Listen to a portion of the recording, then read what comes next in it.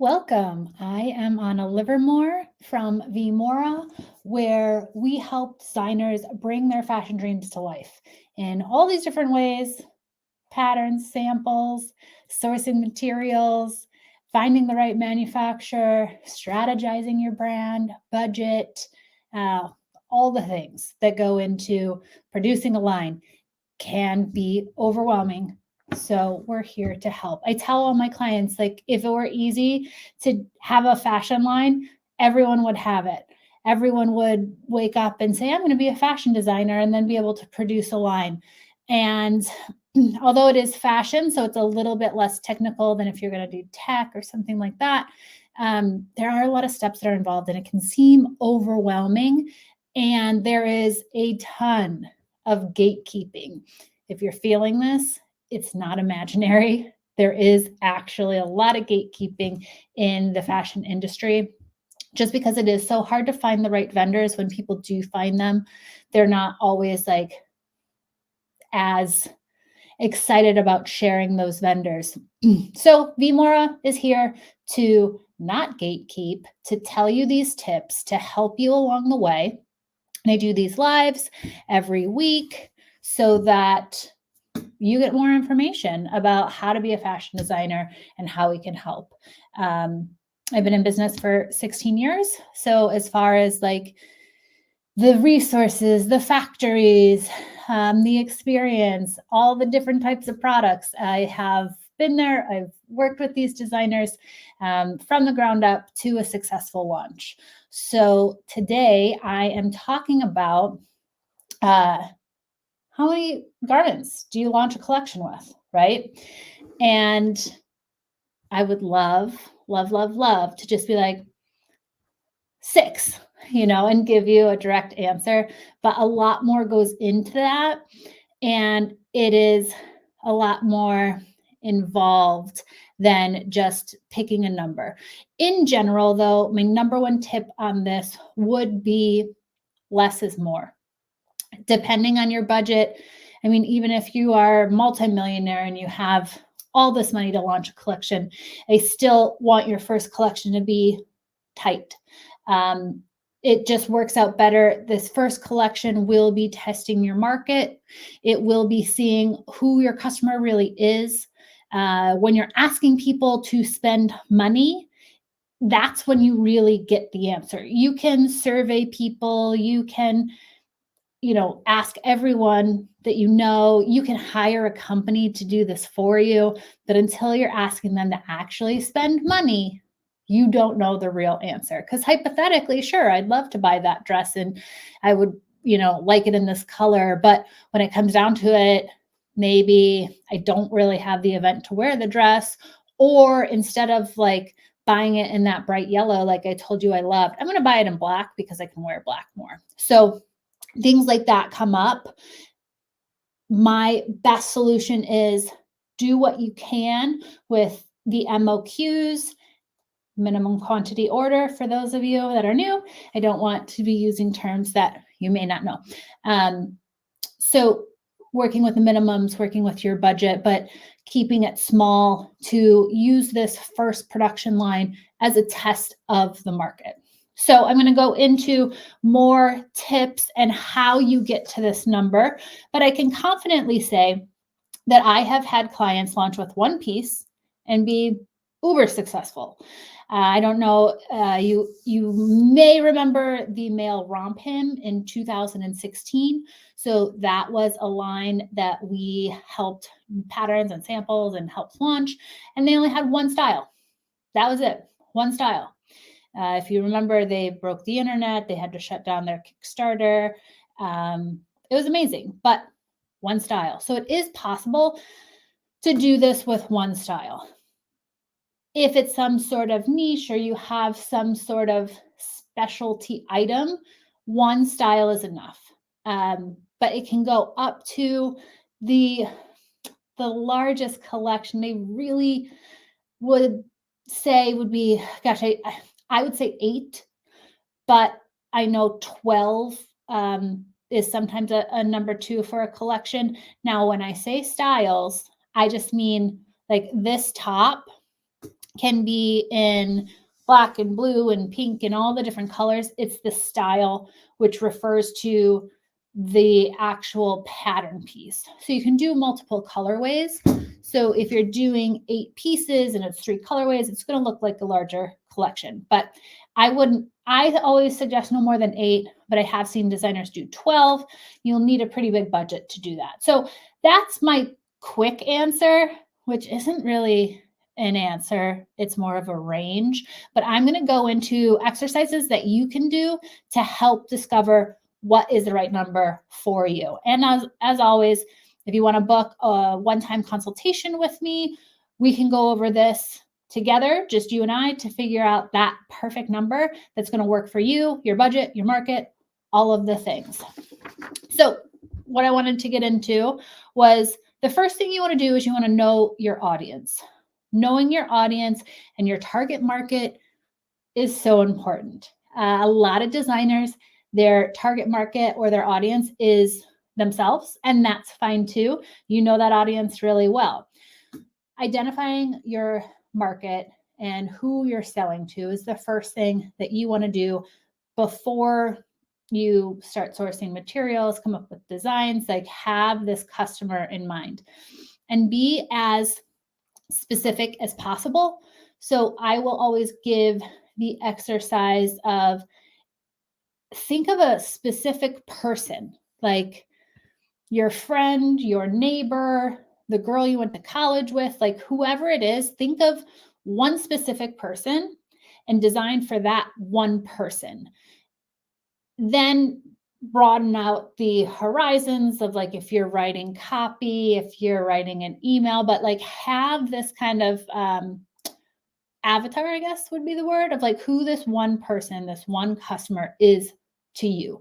Because the more specific you can be when you're speaking to your audience, the better. It will help you with everything, with marketing and your emails and your websites and everything, to have a very, very specific person in mind. I do sometimes run into designers that everyone is their audience. They want to please the whole world. And it's just like, it's not possible. Or your product would just be like so boring that like it wouldn't even matter. Maybe it's utilitarian, like, I don't know, I guess everyone uses Q-tips, but like you're designing, it's supposed to be creative. It's supposed to make a reaction. You know, if you're an artist, a painter, ceramicist, whatever it is, like whatever you're creating should have a reaction. And sometimes that reaction is going to be bad. And that is okay. You actually want to make sure that your collection is specific enough for your customer that when your not customer is looking at it, they don't like it. Because if you're kind of trying to please everyone, you're going to water down your creativity. You're going to water down your brand. It's just not going to be as fun, and you won't be as successful because you're trying to please too many people. I mean, I think that can go for life. Like you don't want to be a people pleaser. So being specific, knowing who your customer is, knowing who you're going for will help you rather than hurt you. My most successful clients are the ones that have the smallest customer base. And the reason is they know exactly who they're going for. They know exactly who they're talking to. And those customers are loyal because you're speaking to them. I had a client, this is years ago from Chicago, Erica Newmeyer. She does German drindles.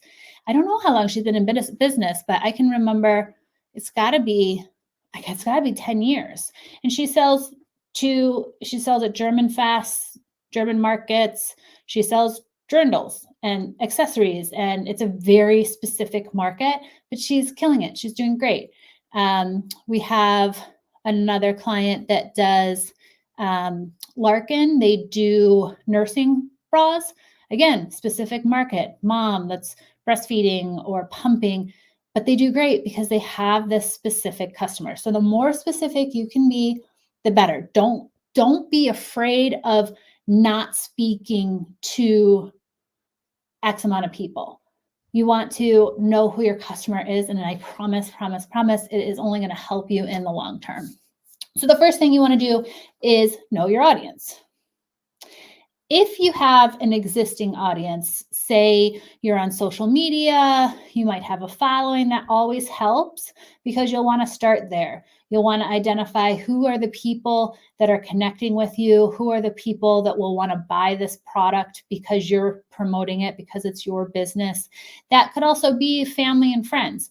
They will be your first customers, are your family and friends. So if you're launching something that works for the audience that you currently have, even if it's family and friends, that'll be helpful. All right, the next tip is the selling plan and market selection, diverse selling mediums. So you'll want to think about, how are you selling these items? Are you going to have a brick and mortar store? Is it only going to be online? Are you doing wholesale and retail? Are you open to consignment? Are you going to have a party? Is there anywhere you could have a pop-up shop? Having some sort of plan for the selling. And I'm going to drink some water, sorry. I'm pregnant. I'm like 7 months pregnant and I get out of breath from just talking too much. And I still have quite a bit to go. Anyway, so bear with me. But different selling platforms. Again, this is like the opposite of selling to everyone. I say for your selling strategies, the more is the better, because you're not really going to know what works until you try it. And going in saying, I'm only selling wholesale, I'm only selling like this, I'm only doing this, will actually cut you short. So being able to kind of spread out the selling aspects of how you're going to be getting in front of the customer. Like, I don't care if it's out of the trunk of your car. I don't care if it's street fests, if you're going to do house parties. Like, it's mainly just hustle. You want to hustle. You want to put yourself out there. You want to get this in front of as many eyes as possible. So whereas when you're designing for a customer, you want to be specific. When you're putting together a selling plan, you want to cast a large net to figure out what works.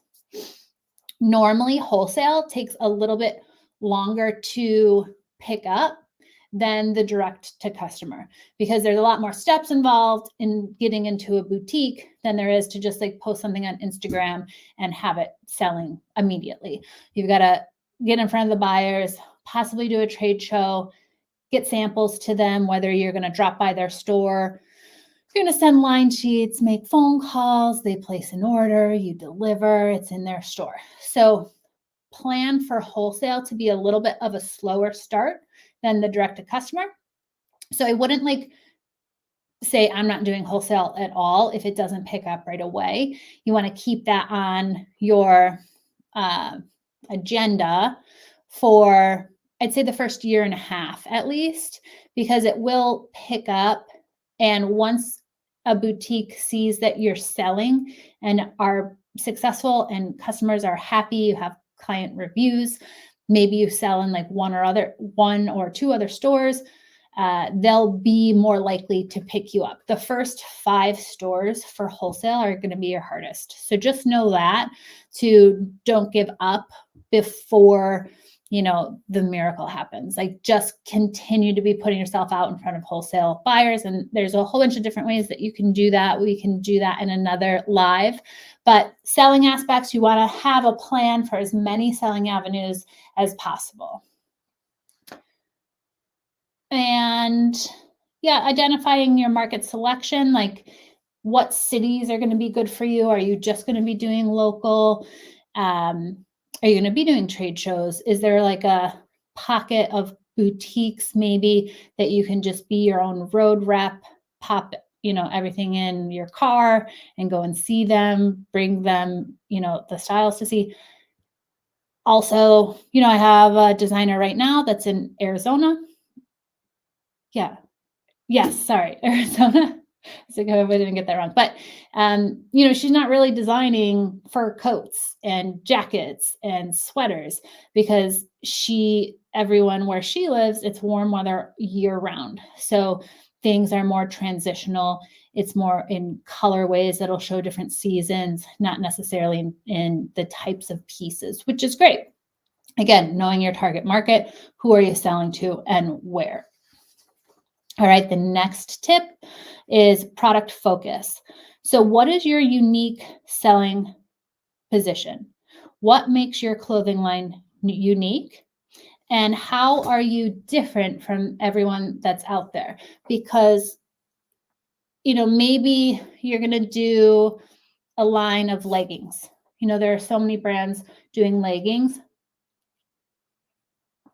Sorry.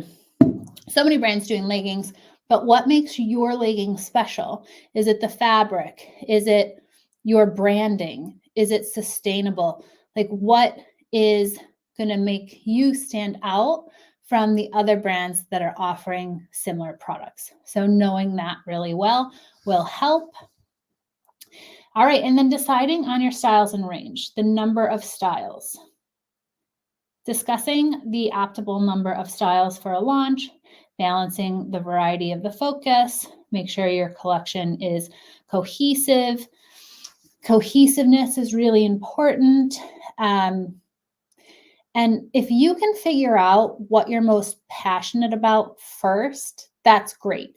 And what I mean by that is, let's say you're doing jackets, you're doing dresses, you're doing pants, you're doing tops, and you're kind of trying to fit where someone can get an entire look just from your line. But you find yourself like loving the jackets. You're spending the most time in the jackets. You're most excited about the jackets. Maybe you're a jacket designer. And if you have that feeling, that intuition that you're really focusing on like one aspect, or it's the dresses, or it's the pants and tops, like if you can figure that out before you launch, you're going to save a lot of money and time, being able to just focus on what you're most passionate about. Because 9 times out of 10, if you're loving jackets, but you're just like filling in with these other pieces, or you're doing men's, you're doing women's, you're doing children's, but you really love the men's, the customer will also see that, and those items will be your most successful items. So if you can figure that out beforehand, if you have an inkling, just go with it. You can always, it's better to say like, hey, I'm just going to do jackets. And then you get into it and you're like, oh, you know what? My clients are asking for pants. My clients are asking for tops. They're asking for dresses. So you can always expand later, no problem. But being able to figure that out in the beginning is going to save a lot of money and time and all that good stuff. So if you can figure that out now rather than later, it is better. The next item is your budget. So like I said, I don't recommend doing any more than 12 items, but in 12 items, you have to have a relatively large budget, because with each item, and I'm going to rattle these off really quickly, but if you're more interested in each one of these steps, this book is on our website. It goes into detail on all these steps, but you're going to need a spec sheet. You're going to need a tech pack. You're going to need to source fabric. You're going to need to do a pattern, a first sample, a fitting, hire fit models, alterations on that pattern, second fitting, possibly, and then you hire the fit model again, possibly more alterations, then a final pattern, final fitting, final sample. Then you only have one size. You need to digitize and you need to grade that. And then you need to do a size check run. So one of the smallest, one of the largest, maybe all the sizes, figure that out. But think about the money involved in all of those steps. And each style needs all of those steps, especially for your first collection. You have to make sure if it doesn't fit, it doesn't sell. So you have to spend the time in the development to make sure that these are good patterns, because all of your patterns from here on out should be based on what you're developing in that first season. And the designers that kind of don't spend that time in the development spend years with incohesive fits and patterns that don't really work. And then they're starting over and it's chaos. And those projects I get involved in, I'm like, oh my gosh, we just have to start over. We need some good, solid patterns that fit well, that we're confident about, and then we can expand all these others. So for the first season, developing those samples and the fit is really important. So depending on your budget will then depend on how many styles you can afford to develop. And if you want more specific numbers for what your product would look like, I do offer just one-on-one consultation or consulting. So we can always talk about that, book a 20-minute strategy. The second that comes into cost is the MOQs, minimum quantity order. So for you to make 30 units, it's going to be pretty expensive. So the profit margin is going to be small. It's difficult. We definitely have factories that will make 30 units, but it's difficult to find these factories. And you'll want to have spoken to factories about their minimums, because again, let's say their minimum is 100 units. You're going to have to be able to afford to produce 100 units of 12 styles. So knowing these numbers also, it's kind of like the chicken and the egg, right? Like you have to know how much you can spend, and you have to know an estimate of what these things are going to cost. And then you can develop how many styles you're going to move forward with. And if you need help, because it's a lot, I can help. So I explained the MOQs, but with MOQs, they are negotiable sometimes if a factory really believes in the success of your business. If they see you and they're like, yeah, this person's going to make it, I definitely want to help them, whatever they need. And if you ask them to do less, there might be a surcharge.